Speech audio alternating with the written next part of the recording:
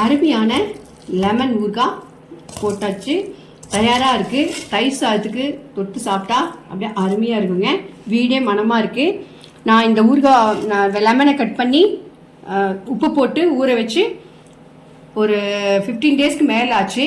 நல்ல ஊறுற வரைக்கும் கெடாது.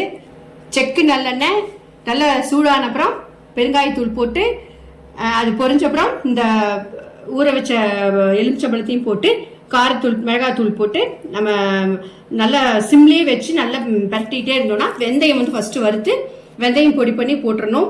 அருமையான சூப்பரான லெமன் ஊறுகாய் தயாராக இருக்குது.